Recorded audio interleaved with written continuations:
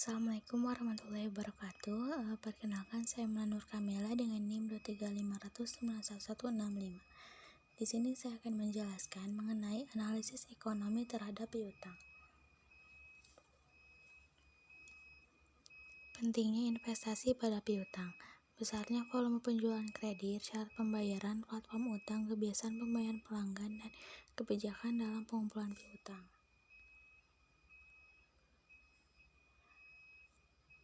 Seperti yang diketahui bahwa tujuan perusahaan menjual barangnya secara kredit adalah untuk meningkatkan volume penjualan. Dengan naiknya volume penjualan, sangat diharapkan akan menaikkan keuntungan yang didapat oleh perusahaan. Oleh karena itu, kebijaksanaan pemberian piutang harusnya bisa menambah laba perusahaan. Hal ini disebabkan di satu sisi, volume penjualan diharapkan naik, tetapi dengan penjualan kredit akan menimbulkan investasi pada piutang. Dengan dana yang digunakan untuk investasi pada piutang, tentu saja mempunyai biaya dana ataupun cost of capital. Oleh karena itu, kebijaksanaan penjualan kredit perlu dianalisis apakah memang ada tambahan manfaat, keuntungan yang dapat ataupun tidak oleh perusahaan. Dalam analisis kebijakan piutang tersebut perlu dicari dan dibandingkan antara manfaat yang diperoleh dengan pengorbanan yang akan ditanggung perusahaan. Sejauh manfaat yang didapat lebih besar dibanding pengorbanannya, maka kebijaksanaan pemberian piutang dapat dibenarkan.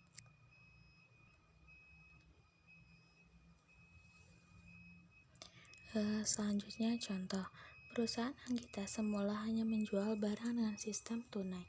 Penjualan yang mampu dihasilkan selama setahun dan penjualan tunai tersebut sebesar 4 miliar rupiah. Kemudian perusahaan merencanakan untuk mengubah sistem penjualan dengan sistem kredit N/60, artinya pembelian harus membayar paling lambat selama 60 hari. Dengan penjualan pembayaran kredit diperkirakan akan meningkatkan cukup pesat menjadi 5,4 miliar. Profit margin ataupun tingkat keuntungan diperkirakan 20% dari biaya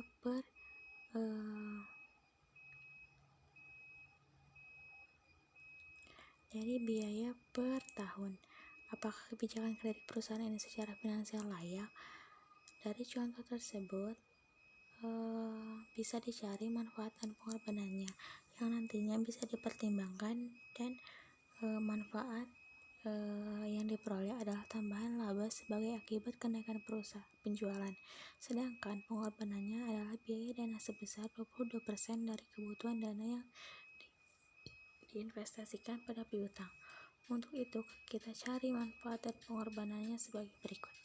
Manfaat: tambahan laba karena kenaikan penjualan. 20% dikali 5,4 miliar dikurangi 4 miliar sama dengan 280 juta. Pengorbanannya, perputaran piutang 360 dibagi 60 sama dengan 6 kali.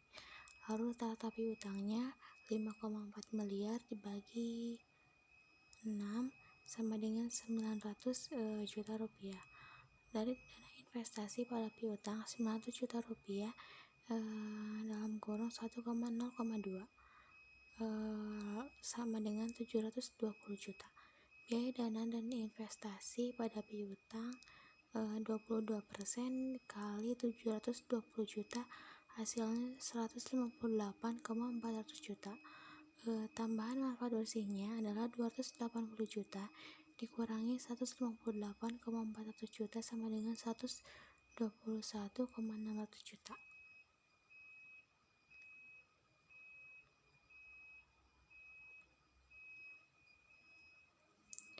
Penjualan kredit dengan diskon.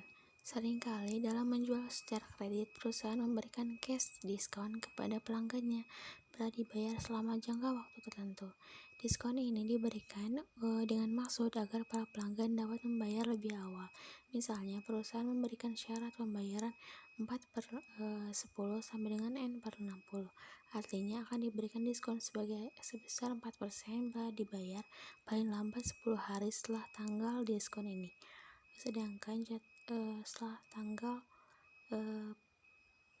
penjualan, sedangkan jatuh temponya sendiri selama 60 hari atas pemberian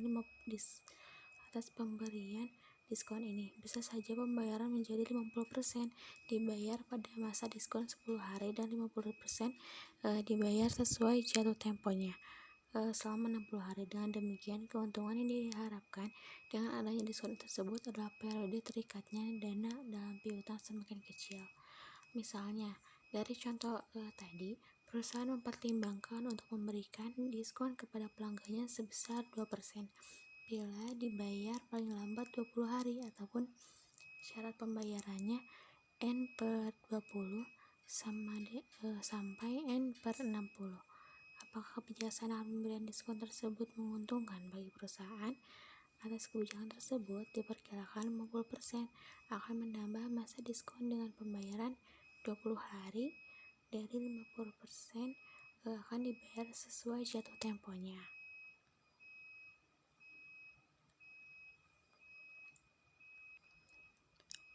Piutang tidak tertagih. Seringkali dengan kebijaksanaan penjualan kredit mengakibatkan adanya sejumlah piutang yang tidak tertagih ataupun bad debit.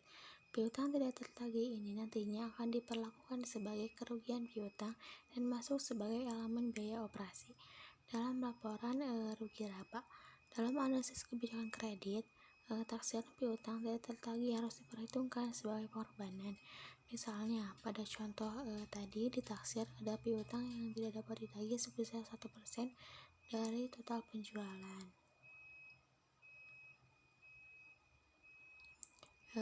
Segitu saja yang bisa saya sampaikan. Untuk kekurangan kelebihannya, terima kasih banyak.